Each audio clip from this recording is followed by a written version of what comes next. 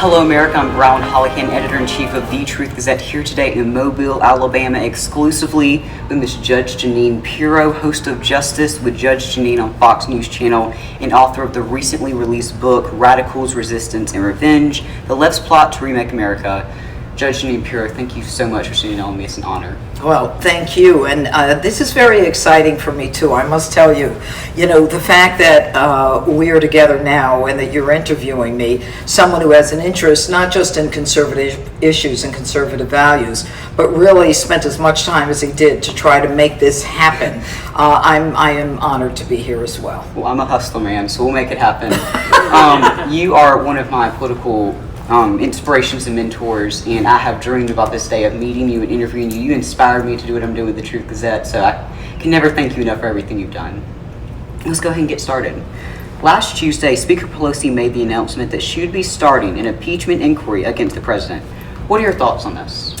Well, my thoughts are, number one, that it was a very sad day for America. Yes, ma'am. And number two, it's not really, I think she called it a formal impeachment inquiry. I don't know what that means, since she doesn't have the 218 votes and didn't really vote for an official impeachment inquiry. I think that there's been an impeachment inquiry, to be honest with you, Brilyn, from the day that this president was elected. Not the day he walked in, but the day he was elected. And they have looked for everything they possibly could. And I think that Nancy Pelosi is disingenuous.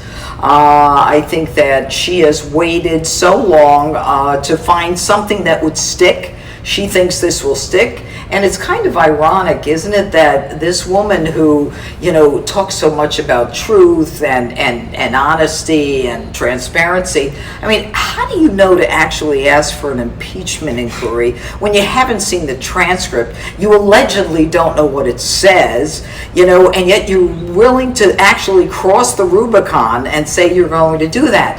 That kind of adds to the prosecutor and me saying, there may be more to this than meets the naked eye. Exactly. And on the topic of impeachment, the president has released the transcript of his call with the president of Ukraine. From what you've seen in that transcript compared to the picture that the Democrats are painting, what's your take on this call? Here's the difference. The Democrats are trying to say that the president had a quid pro quo. Quid pro quo means that I give you this if you give me that, and if you don't give me that, you're not getting this. And they try to allege that that's what was being said, but any real analysis of the transcript, you only need a 5th grade education to see that the one place where he talked about a favor was in trying to figure out what happened in the meddling. Because America spent 3 years trying to figure out what happened with meddling. It was their Russian meddling. So $35 million later, 3 years, the country fractured, and now the president is found to not have been engaged in any kind of collusion with the Russians. He's not a puppet. He's not a Russian asset. And, so for him to at least try to get to the genesis of what happened, and we know something happened in the Ukraine. We know that Hillary Clinton was involved in the Ukraine as well. There's nothing wrong with him doing that. And honestly, the chief executive of a nation, which is how I liken the president in this case, is in a position to say to another person, there is an allegation that someone in my country may have committed corruption or may have been involved in something. Can you let us know about that? Now, the president didn't pull it out of a hat. Joe Biden was beating his chest 6 months before that telephone call saying, hey, I told him you got 6 hours. You don't get rid of the prosecutor who was investigating his son's company, a board upon which his son sat for $50,000 a month.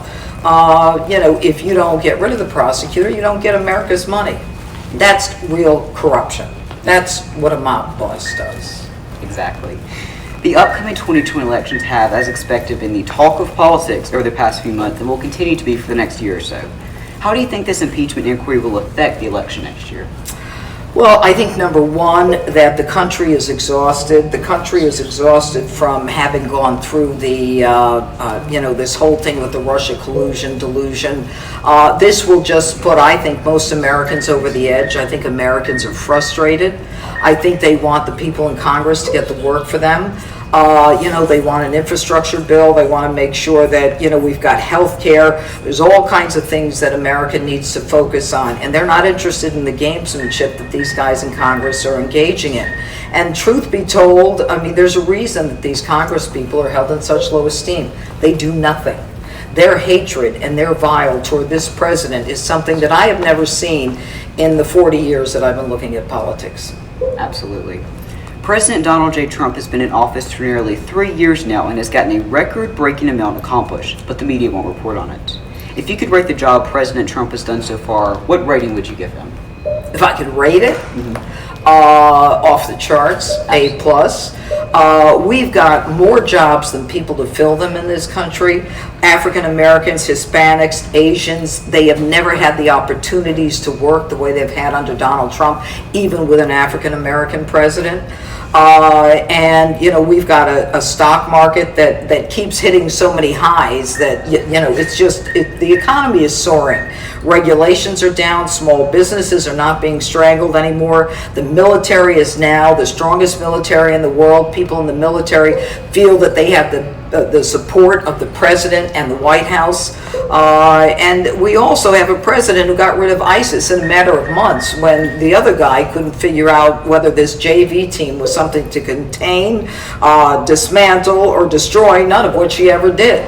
So, we're in a far better place. I think that they call it animal spirits, and I'm not an economics person, but, there's energy. As soon as he was elected, there was energy.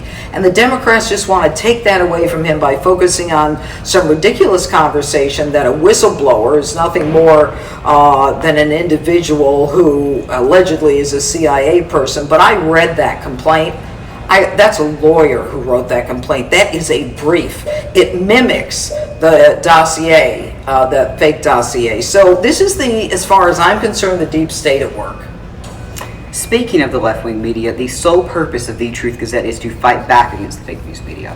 What do you think we as Americans can do to fight back against the fake news media and know the real truth of our nation's politics? Well, I think that what Americans need to do is, they need to not just listen to, one side. I think, when you go through an airport, and I came through an airport this morning, CNN was all over. And as I go around the country promoting my book, people will tell me that their homework that their students are being given is to watch CNN. And that just blows my mind. And I say to myself that, this is not the kind of country that is in a position to vote objectively on anything now because we're so divided. What I think is important right now is for people to try to find out what is going on. I think that Fox News, to be honest with you, is very fair. We always have a Democrat on. When you look at CNN and some of these other places, and I'm an opinion host, Brilyn, I'm not gonna try to trick you. I am not a journalist. I go on because I have an opinion. Okay, so I don't suggest that I am an objective journalist, but I've got a legal background and 30 years as a prosecutor, a judge, and a DA. And I can put my evidence where my allegations are. And what I see going on in this country is a loss of respect for law and order. There is no respect for the FBI after Jim Comey and the DOJ, Loretta Lynch. No one is being made accountable. Hillary Clinton and her organized, charity, which is nothing more than a criminal enterprise parading as a charity, was never prosecuted. So Americans right now feel that there are two systems of justice, for the haves and for the have-nots. And that's not a good place to be. You've got to read, and you've got to be aware of what you're reading. Is it an objective piece, or is it something that is mainstream media, which is nothing more than a bully pulpit for the left? And we spoke about this a little bit earlier, but this summer my Twitter account was suspended, then deleted for what Twitter called inappropriate and offensive content, which is actually just my conservative views. I take it like this. Twitter censored me, a 13-year-old conservative boy, because they were too afraid of my opinion. What are your thoughts on conservative censorship, and what do you think we can do to combat this?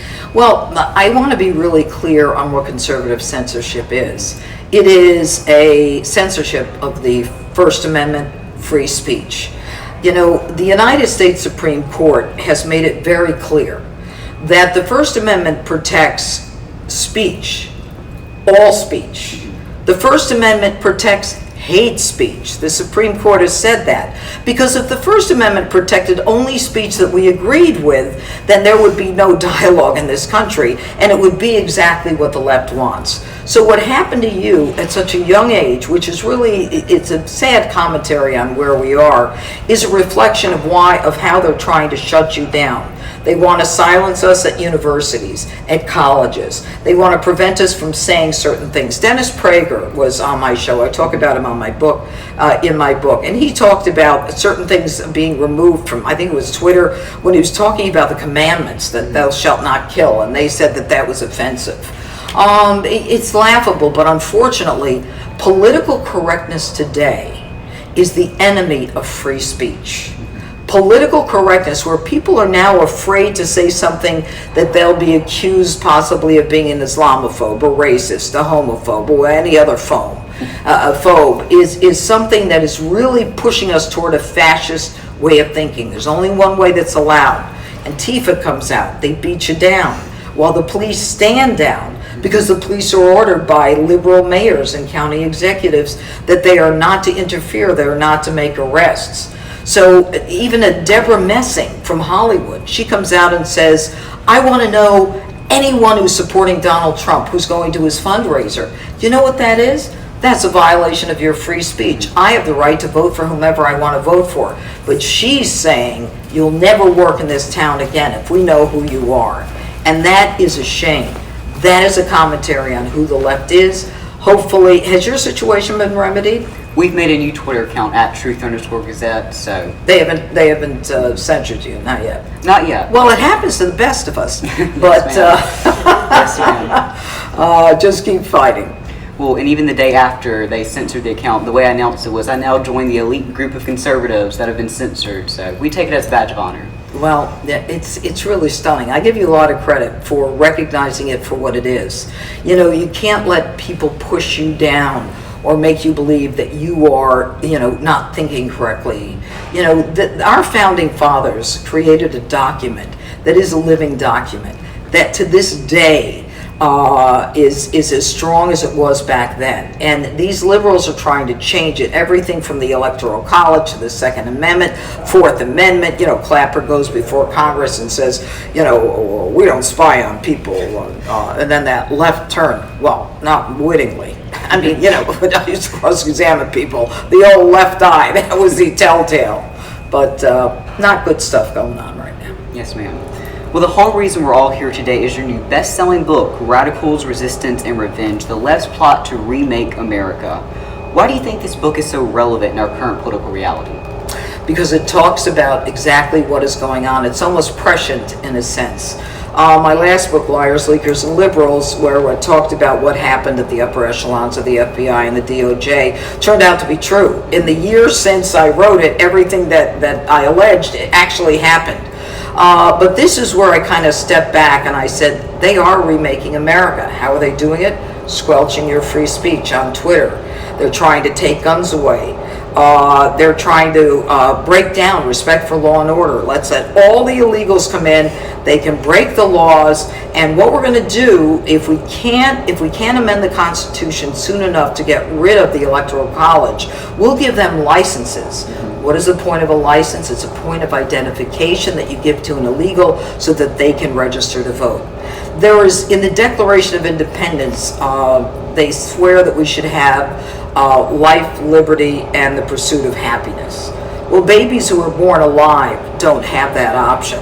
If in 7 states in this country right now they are born alive, and the mother is given a choice as to whether or not she wants the baby in an up or down motion like an emperor in a coliseum to live or not live. This is not the America that they wanted or created. And it's become so left wing and a move towards socialism, where every one of those 20 candidates for president in the Democrat clown car, I call it, running for president, they all want Medicare for all, they all want free college, but you Americans, you got to pay for your college, and you Americans, especially in California, you got to pay for your Medicare, but the illegals get it free. I mean, it's nonsensical. Everything is upside down.